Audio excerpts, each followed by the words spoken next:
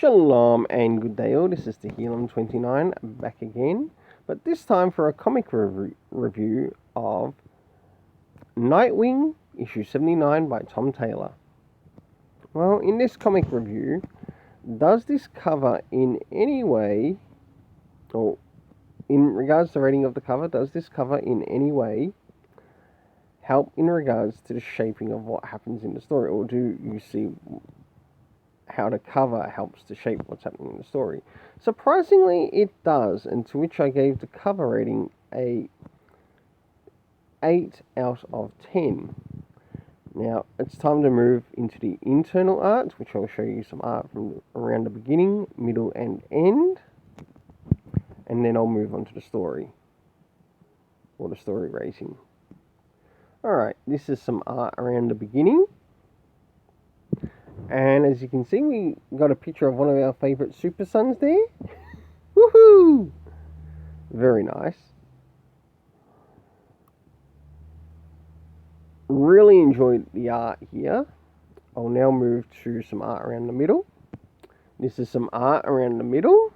And as you can see there on the left hand side, we've got an appearance of a new villain. I'll get to that soon as I cover the area of the story. And last but not least, art towards the end. I really do enjoy the art in this, and I liked how some of the panels were done really at the beginning of this story. Perhaps I should have given it a 7.5, but I chose to give it a 7 instead. So how does this go in regards to the story? Now, as you know, I like looking out for certain things within my storytelling. Number one, let's look at the cast. Who did we have in the cast? We had Nightwing, being Dick Grayson. Oracle, Barbara Gordon. The villain, known as the Heartless. And we also had 2 new characters as well. Sorry about this, my terrible writing has gotten in the way again, which I can't pronounce what I wrote down. This is why I prefer typing the reviews, or typing things out for reviews instead of doing it by handwriting. Okay, moving to the next thing though. Location. Well, we only got really one location, and that was Bloodhaven. But as you can see here, even within this picture, and also within the other pictures, there was like a pizza joint they went to. Even if it was pointed out that might have been at, say, Lower Bloodhaven, I think it would have made the storytelling and the world building really good here under Tom Taylor. Did we get a time when some of these events occurred? None at all. So in that, I'm actually quite disappointed. What about comic references? Surprisingly, none again, which is also a slight disappointment, because it had the opportunity to maybe bring in something here, maybe even something that he has learnt personally about the character, even if he took it from, I don't care if it was, say, the Chuck Dixon Nightwing, the New 52 Nightwing, it doesn't matter. You could have grabbed something, or even from the Grayson series if you really wanted to. Just Bloodhaven felt very kicked in the shins in regards to how it was treated in this story. And this is where it's going to affect the story rating, as it also did last time. Because Tom Taylor should have the capability to actually help build the location as a part of the character in the story. Not just Dick Grayson himself, not just Barbara Gordon, Oracle herself. Yes, we meet up with these kids who have become orphans, and you get to see what Dick Grayson is starting to do with the money and wants to do with the money. So you can see that this character has a compassionate vision within the story, and that really stands out. Yes, there's a place where he loses his wallet, but that's neither here or there.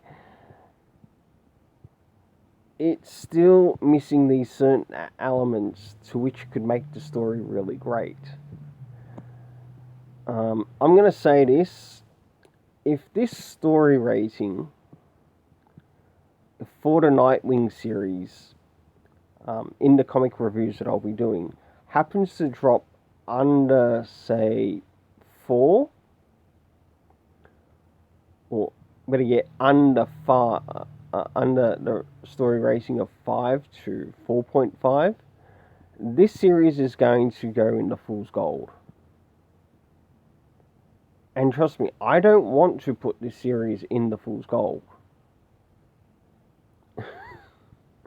So Tom Taylor, you, from one fellow Aussie to another fellow Aussie, pick things up in this storytelling, because I'd really like to see some more of the locations to which Dick Grayson will go to in this series.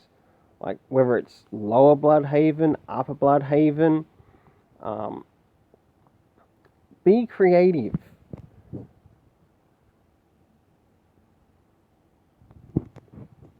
I mean it. Be creative. Show us. Even if it's like this area where Dick Grayson meets up with these kids. You could call it the slums of Bloodhaven. For fuck's sake. I'm just pointing it out. And it would really work with the story.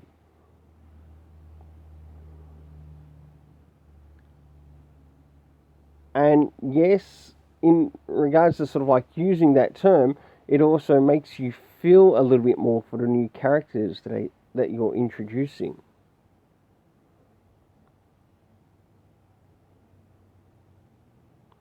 Well, until then, oh, hold on, I better start to move to the story writing before I exit this. Before I exit this video review. The story rating I gave this was 6 out of 10, and this is why I gave the warning beforehand.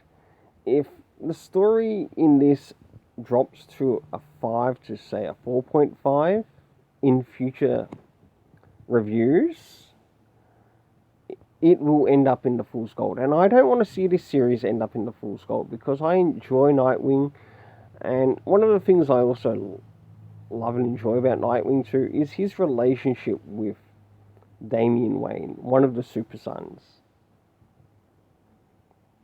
And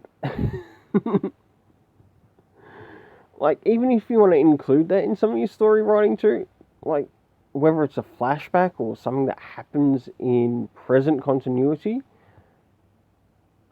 yeah, as a Super Sons reader as well as a Nightwing fan, because I enjoyed the DC Rebirth Nightwing. That was fantastic. Well, until Dick became Rick.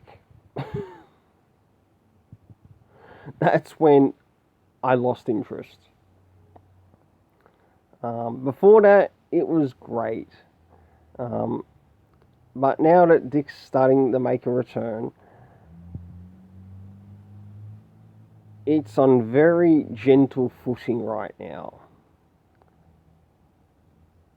And please, take some risks with the character. Risks that we might enjoy as the reader, but also risks that you might enjoy as the writer, which could build up maybe upon the lore around Nightwing, or something else, just something that might grab our interest and see this story rating go from 6 to maybe, I don't know, I'd love to see it reach a 9 out of 10.